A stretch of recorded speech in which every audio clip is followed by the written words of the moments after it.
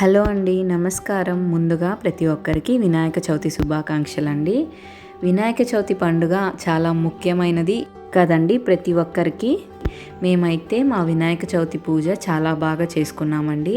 మేమైతే eco friendly వినాయకుడిని అయితే తీసుకొచ్చుకున్నాము. ఇంకా వినాయకుడి మూర్తి అయితే చాలా బాగుంది, చాలా అందంగా ఉంది. వినాయకుడి మూర్తి చూస్తుంటే సాక్షాత్తు విఘ్నేశ్వరుడే వచ్చి మా ఇంట్లో కూర్చున్నట్లు అనిపిస్తుంది నాకైతే. అంత ముద్దుగా ఉన్నాడు విఘ్నేశ్వరుడు.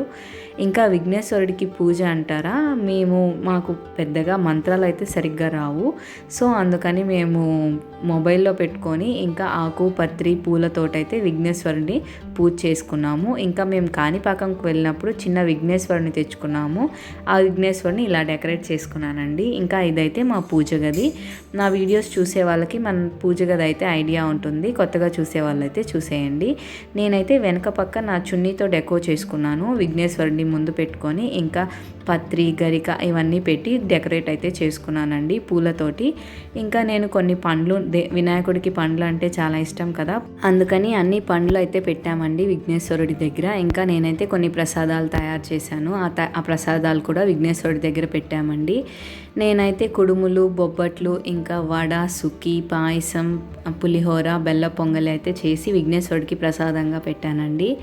పిల్లలందరికీ విఘ్నేశ్వరుడి పూజ అంటే చాలా నచ్చుతుంది. విఘ్నేశ్వరుడు అంటే అందరికీ నచ్చుతారు కదా. విఘ్నేశ్వరుడి పూజ చేసేటప్పుడు మా బాబు కూడా చాలా హ్యాపీగా ఉన్నాడండి.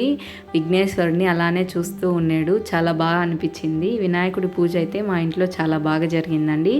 మీ ఇంట్లో ఈ పూజ ఎలా జరిగిందనేది నాకు కమెంట్ బాక్స్లో షేర్ చేయండి. విఘ్నేశ్వరుడి పూజ అయిపోయిన తర్వాత సాయంత్రం నిమజ్జనానికి అయితే వెళ్తున్నామండి. నిమజ్జనం చేయడానికి పెన్నా నది దగ్గరికి అయితే వచ్చేసాము. ఎక్కడ వాటర్ అయితే పెద్ద ఫ్లో అయితే లేదండి. కొద్దిగా వాటర్ అయితే స్టోర్ చేసి ఉన్నారు. ఆ వాటర్లోనే అందరు నిమజ్జనం చేస్తున్నారు. మేము కూడా విఘ్నేశ్వరుడిని నిమజ్జనం చేయడానికి అక్కడికే వెళ్ళామండి. ఫైనల్గా విఘ్నేశ్వరుడిని ఒకసారి మనస్ఫూర్తిగా చూసుకొని దండం పెట్టుకొని ఇంకా అందరం తాకామండి విఘ్నేశ్వరుడిని. మళ్ళీ వెళ్ళిపోతాడు కదా, చాలా బాధేసింది విఘ్నేశ్వరుడి నిమజ్జనం చేయాలంటే.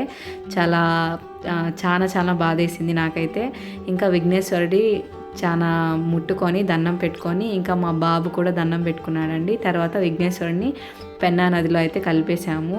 ఆయన వెళ్ళిపోతుంటే చాలా బాధ కలిగింది నాకు. విఘ్నేశ్వరుని నిమజ్జనం చేసుకున్న తర్వాత మళ్ళీ ఆయనకి వాడిన పూలు, పత్రి అన్నీ అయితే ఆ పెన్నా నదిలోనే కలిపేశామండి.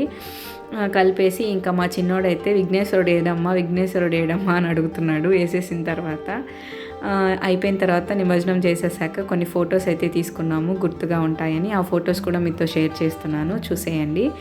ఫొటోస్ అన్నీ తీసుకున్న తర్వాత మళ్ళీ మేము రిటర్న్ అయితే బయలుదేరామండి. బయలుదేరి వచ్చేటప్పుడు నెల్లూరులో పెట్టుండే వినాయకులన్నీ చూసుకుంటూ వచ్చాము. చాలా రష్ ఉందండి, చాలా క్రౌడ్గా ఉండింది. కానీ బాబు చూస్తాడని అయితే వెళ్ళి బాబుకి అన్ని వినాయకులను అయితే చూపించి తీసుకొచ్చాము. వినాయకులని చూసి చాలా హ్యాపీగా ఫీల్ అయ్యాడు బాబు కూడా.